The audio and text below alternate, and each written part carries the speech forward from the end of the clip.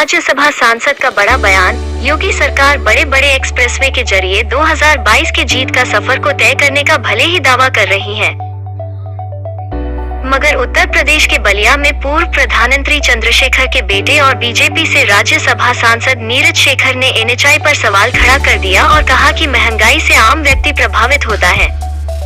प्रधानमंत्री भी चाहते हैं कि महंगाई को कम किया जाए। महंगाई एक बड़ा मुद्दा है और महंगाई कुछ बड़ी है। बलिया में नेशनल हाईवे जर्जर हो गया है कि इस पर चलना मुश्किल, सदन में उठाएंगे सवाल। नितिन गडकरी से करेंगे शिकायत, नहीं हुआ तो मिलेंगे प्रधानमंत्री से। संसद जी ने कहा देश में महंगाई बढ़ी, मुख्यमंत्री और प्रधानमंत्री जी महंगाई कम करने का कर रहे हैं प्रयास। गैर बीजेपी सरकार वाले प्रदेश से की अपील, कहा आपने भी प्रदेशों में वैट और एक्साइज ड्यूटी करे कम। सांसद जी ने ओम प्रकाश राजभर को बताया अपना अच्छा मित्र, उनको है हमारी शुभकामना। खबर जगत के लिए एलन सिंह की रिपोर्ट। हमारे नाम से हो गया तो तभी गया था 14 साल पहले। इस सामने चुनाव है और महंगाई एक अहम मुद्दा इस समय बना हुआ है, कैसे देखते हैं आप? और महंगाई जो है वो बीजेपी के लिए सबसे ज़्यादा इस समय जो देखा जा रहा है वो काफ़ी नुकसानदायक साबित हो रहा है हम जनता के बीच। ये बात सही है कि इससे बहुत लोग और आम व्यक्ति प्रभावित होता है महंगाई से, और माननीय प्रधानमंत्री जी इसके लिए विशेषकर खुद चाहते हैं कि महंगाई को कम किया जाए। आप लोगों ने देखा पिछले कुछ दिनों में ऐसे कदम उठाए गए हैं जिससे महंगाई कम। मैं मानता हूँ, मैं इससे नहीं कह रहा हूँ कि महंगाई कुछ बढ़ी है, लेकिन माननीय प्रधानमंत्री जी वैसे कदम उठा रहे। पेट्रोलियम के दाम जैसे कम किए गए, और मैं आग्रह करूंगा ये आप लोग के माध्यम से उन राज्यों से भी जहां पे भाजपा की सरकार नहीं है कि वो लोग भी अपने एक्साइज वैट ड्यूटी कम करें कि वहां के लोगों को भी फ़ायदा हो सके। सेंट्रल गवर्नमेंट ने अपने एक्साइज ड्यूटी कम किया है, राज्य सरकारें भी कर रही हैं, भाजपा की जितने सरकारें हैं उन्होंने कम किया है, क्योंकि आप जानते हैं ये सब जुड़ा हुआ है। जब पेट्रोलियम पदार्थों के दाम कम होंगे तो महंगाई भी कम होगी, और ये प्रयास है माननीय प्रधानमंत्री जी का कि इन सब चीज़ों को कम किया जाए।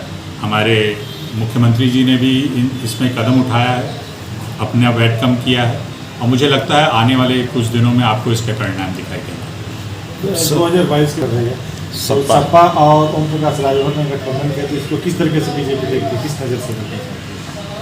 मैं उस पर अपनी टिप्पणी नहीं देना चाहूँगा। कौन सी पार्टी क्या कर रही है, मैं अपनी पार्टी की बात करना चाहूँगा। भारतीय जनता पार्टी बिल्कुल तैयार है आने वाली विधानसभा चुनाव के लिए। हम लोग विकास पे चुनाव लड़ेंगे, जो काम हम लोग ने, जो लॉ एंड ऑर्डर पे हम लोग चुनाव लड़ेंगे, जो काम किया है पिछले 4.5 पौने 5 सालों में, उसको लेकर हम लोग लोगों के बीच जाएंगे। जो काम योगी जी ने पिछले 4.5 साल में और जो भाजपा की सरकार ने उत्तर प्रदेश में किया, उसको लेकर हम लोग जाएंगे। किससे क्या गठबंधन हो रहा है उससे भाजपा को कोई फर्क नहीं पड़ता।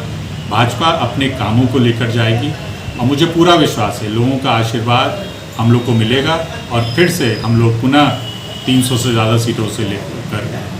माननीय सांसद जी 4.5 वर्षों में सिर्फ बलिया में कौन सा विकास हो पाया है, एक बात हमको बता दीजिए। 4.5 वर्षों में बलिया में कौन सी चीज़ की विकास हो, क्या नहीं हुआ ये बताएं। रोड पूरी की पूरी NH आप ले लीजिए, हर रोड NH की एक समस्या मैं मानता हूँ, उसके अलावा छोड़ के सारे काम, चाहे पुल बनना हो, चाहे विश्वविद्यालय हो, चाहे बिजली का काम हो, चाहे सड़कों का काम हो, जो राज्य सरकार के काम हो। मैं मानता हूँ NH में हम लोग की कमी रही है, मैं इसको अपना व्यक्तिगत रूप से अपने को दोषी मानता हूँ इसमें, लेकिन बाकी कामों में हम लोग ने प्रगति की है। इसलिए क्योंकि जो काम पिछली सरकार ने किए थे उन्होंने घोषणा की थी, पैसा इस सरकार में मिला। चाहे रसड़ा का बिजली घर हो, चाहे विश्वविद्यालय हो, चाहे स्पोर्ट्स कॉलेज हो, चाहे कोई और काम हो, चाहे आप जानते हैं बैरिया में ITI का बन रहा है, जो भी काम हुआ है पैसा इस सरकार में मिला। तो यही मैं आपको बताना चाह रहा हूँ। और ये NH की समस्या अब मैं व्यक्तिगत रूप से, अगर नहीं होगा, मैं कह रहा हूँ मैं इसको सदन में उठाऊंगा, माननीय गडकरी जी से मिलूंगा, और नहीं हुआ तो प्रधानमंत्री जी तक जाऊंगा कि NH की समस्या को हम लोग को दूर करना है।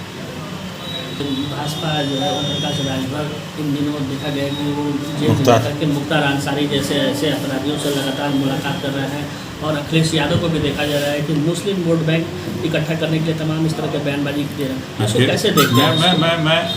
मैं मानता हूँ कोई पार्टी अब भाजपा उस स्तर पे नहीं उतर सकती कि वोट बैंक के लिए कुछ भी करे, लेकिन हम लोग को काम करना चाहिए, भारतीय जनता पार्टी को जो विकास के कार्य करने चाहिए, जो लोगों की समस्याएं दूर करने के काम करने चाहिए, लॉ एंड ऑर्डर के लिए हमेशा दृढ़ संकल्प है भाजपा, और उसके लिए हम लोग काम करते रहेंगे।